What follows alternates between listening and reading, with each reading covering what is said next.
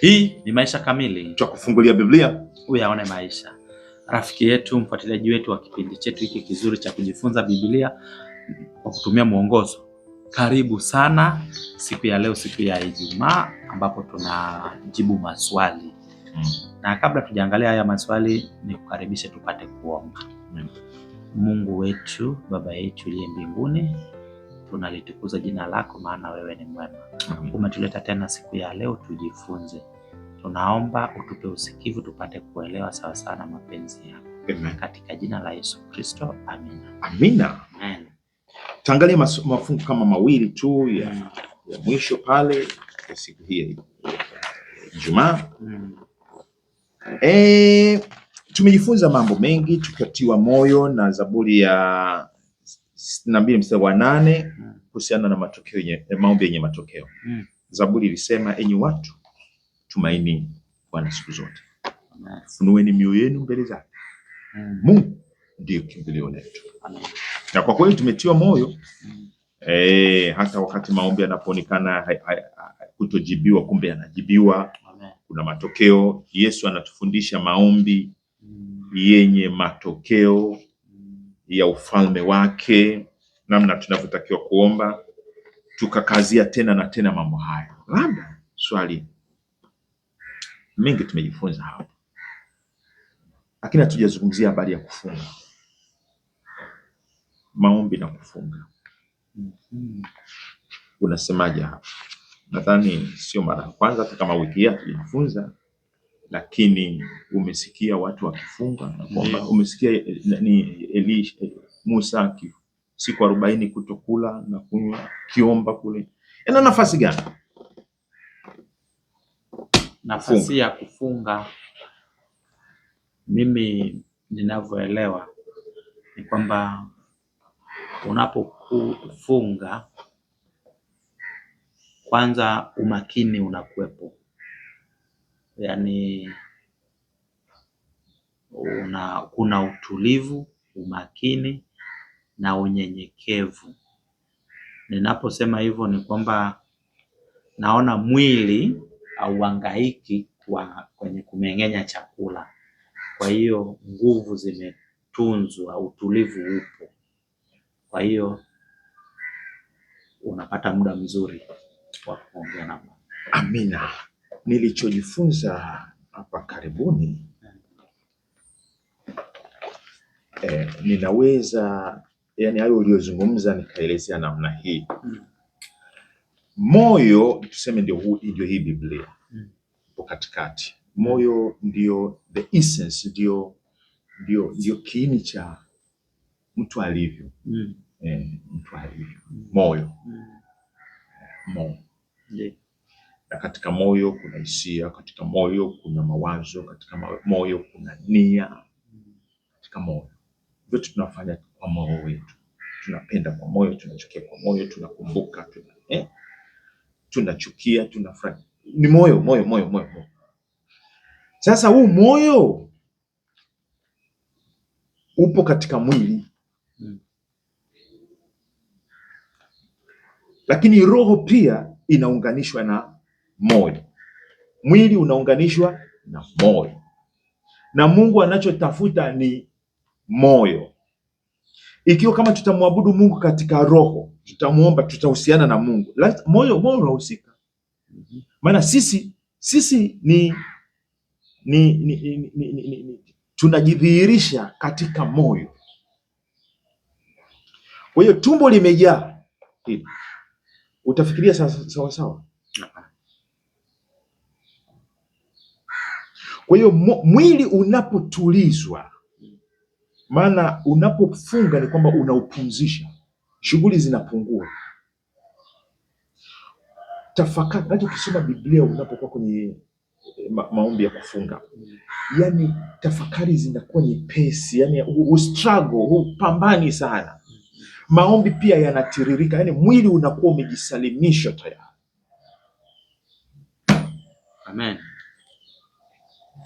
Ndio maana wakina Musa kabla hajaingia winguni wanafunga siku 7 ndio anaingia winguni. Tena anakaa bila kula wala kunywa.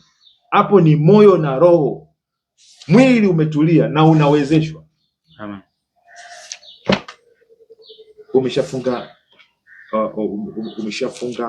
mfululizo masaa mangapi? Usijibu. Wengine masaa 12, anahema kabisa, nashukuru Mungu, kwa sababu mwili umekuwa na tamaa. Bila chakula unalalamika. Ukienda namna ile ujue kwamba wewe ni mtu wa mwilini sana.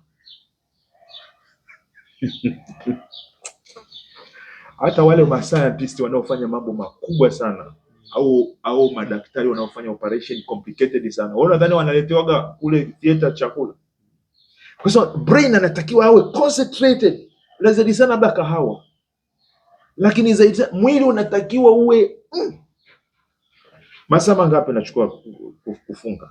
Wengine masaa 24, anasema nashukuru Mungu. Wengine masaa 72, siku 3. Na kadri unavyounyima mwili vitu vingi, kama ni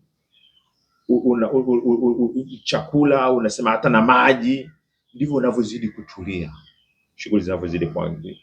Kwa hiyo Roho wa Mungu anaongoza katika hivyo. La mwisho tunapomaliza, ulichojifunza ambacho nasema mimi hiki kinaenda kubadilisha maisha yangu ya maombi, kwa jinsi nilivyojifunza wiki hii, somo la maombi yenye matokeo. Maana nataka maombi yenye matokeo. Sema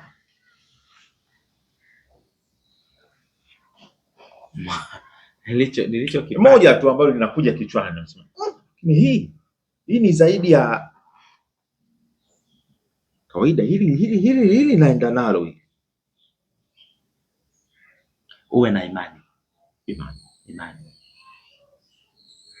Hii nimetoa kwa unasema niwe na imani, au wewe uwe na jambo ambalo unaondoka nalo wewe kwenye maombi niwe na imani, niamini matokeo.